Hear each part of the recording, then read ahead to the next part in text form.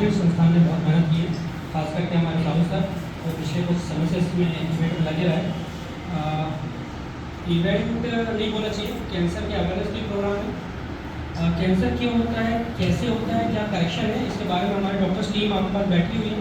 ये आपको बहुत बारीकी से महीन तरीके से चीज़ को समझाएंगी।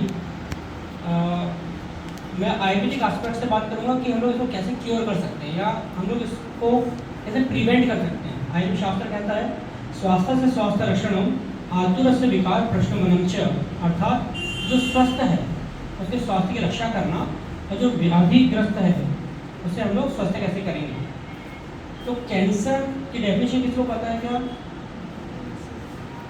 कैसे होता है कैंसर, क्या नाम है कैंसर, कारण क्या नाम पड़ा उसका, किसी को नहीं पता। हमारे शरीर की जब कोशिकाएं डायरेक्ट इनडायरेक्ट वे में बहुत तेजी से अनसडन ग्रोथ करने लगती है तो उसे हम लोग कैंसर ग्रोथ कहते हैं, जनरल परिभाषा होती है। चीन के एक बहुत बड़े वैज्ञानिक हैं जिनको 2018-19 में नोबेल पुरस्कार मिला। किस चीज़ की सर्चिंग के लिए? उन्होंने बोला कि हमारी बॉडी खुद शरीर को यानी कैंसर सेल्स को खत्म कर सकती है या क्योर कर सकती है। इस चीज़ को लेकर के IMA और आयुष के बीच में हमेशा द्वंद्व बना रहा।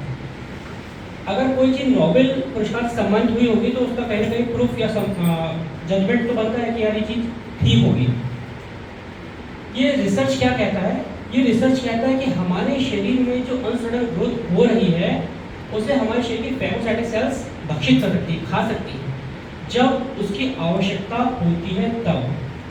उन्होंने कहा कि हर मंथ में अगर आप एक दिन की फास्टिंग करते हैं, एक दिन पूरा भूखा रहते हैं तो हमारे शरीर की कैंसर सेल की ग्रोथ लगभग खत्म हो जाती है। ये चीज़ को लेकर के अभी सिद्धू सुना ना, सिद्धू ने भी, नवजोत सिंह सिद्धू ने भी बहुत बड़ा स्टेटमेंट दिया था उनकी वाइफ को लेकर के। अगर हम इस चीज़ को प्रमाणित नहीं कर सकते तो हम उसको झुटला भी नहीं सकते, यानी हम उसको झूठा नहीं बोल सकते कि वो गलत ही होगा। कहीं ना कहीं वो चीज़ें परिमार्जित रूप में हमको देखनी पड़ेगी, वैज्ञानिक रूप से हमको देखनी पड़ेगी।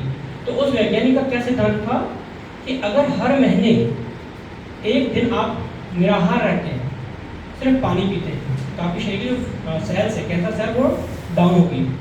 हमारे शास्त्रों में कहीं ना कहीं इसका वर्णन किया है उपवास के रूप में। एक ऐसा उपवास जो मंथ में 2 बार पड़ता है, पता है क्या?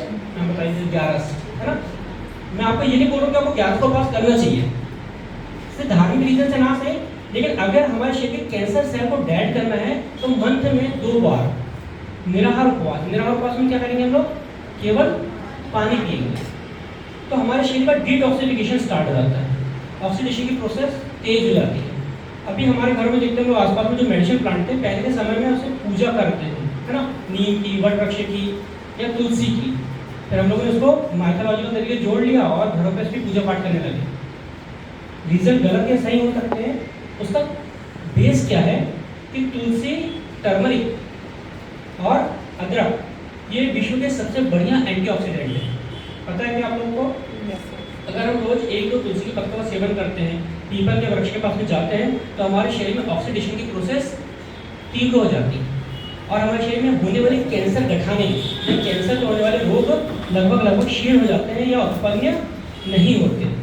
तो कभी ना कभी हम लोग अपनी सनातन परंपरा को, अपने वैदिक काल को हम लोगों ने चूंकि उसको धर्म से जोड़ दिया तो हम लोग उसका नॉलेज नहीं ले पा रहे हैं, ज्ञान प्राप्त नहीं कर पा रहे कि इसका रीज़न क्या था, इसकी उत्पत्ति का कारण क्या था, और हम लोग उसको अंधविश्वास से आपको जोड़ देते हैं।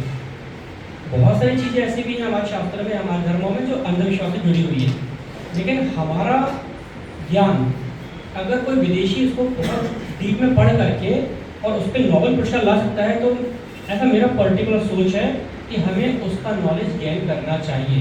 जैसा हम लोग जब कोई चीज़ फॉरेन से आएगी हमारे पास घूम करके तभी उसका आनंद मिलेगा। जैसे योग हमारा था, जब फॉरेन से आया योगा हो गया तो हमने को लगा yoga is a cool thing, है ना। अमिताभ बच्चन बोलते योगा, हम लोग योगा करने लगे।